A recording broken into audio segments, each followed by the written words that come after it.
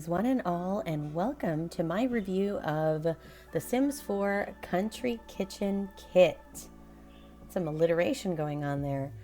So, I'm sure a lot of you who have seen it, and this is somewhat of a controversial topic, are aware that these items are supposed to look, well, country and vintage. And I feel like I saw something that at one point said it was the vintage kitchen kit.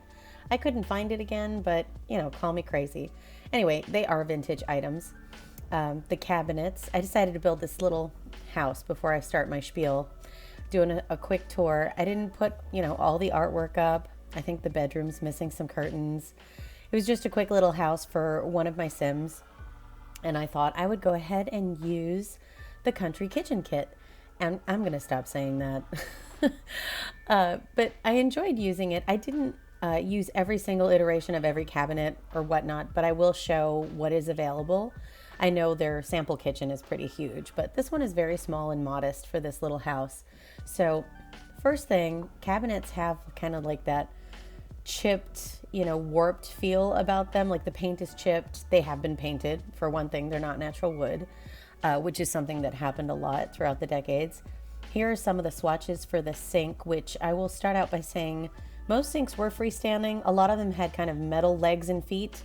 That one has kind of a wood enclosure, so somewhere between 1915 and 1930 kind of sink. The stove, I think the very first ones of those were wood burning and had a different door configuration in the 1910s, but that one is closer to what it would have looked like in maybe the 1930s.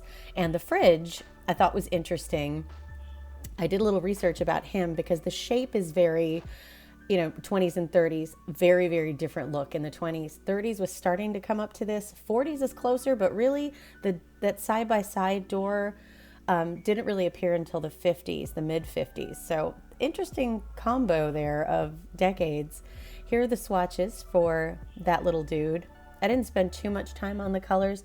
Most of them have about 12 swatches, and I thought that was interesting. They're all kind of very quirky, like yellows, pinks, blues, greens, because I guess in the country you don't want wood tones. I don't know. There is the dark one. It's got kind of the gray black finish, kind of the darker espresso finish, which is always very sleek, but the paint is chipped and it still has the country feel. And a lot of these you'll see like the fabric in the fronts of the doors. That happens for a couple of these different cabinets.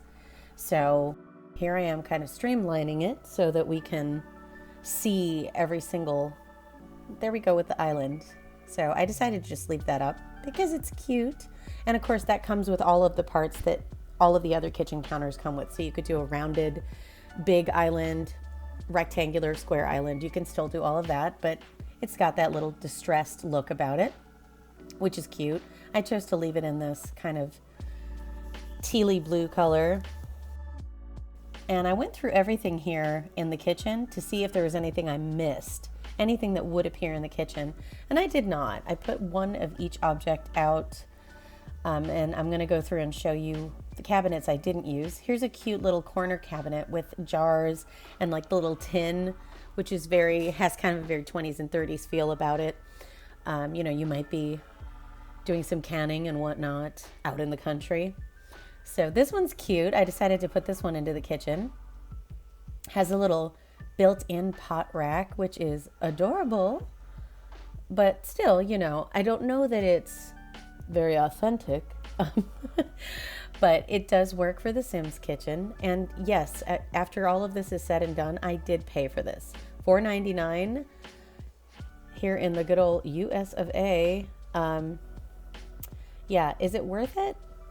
I don't know. There's one of the other cabinets that's got the kind of fabric in the front. I decided to go back to my original. The other cabinets don't quite slot correctly to the corner cabinets, which is a problem because I don't really want to spend a lot of time, pressing the Alt key and sliding them in. This one is cute, but it doesn't quite line up like some of the other tall kind of hutch cabinets, and it definitely doesn't line up with the corner cabinet correctly. I don't really like how that looks, so I would have to use that in a different location.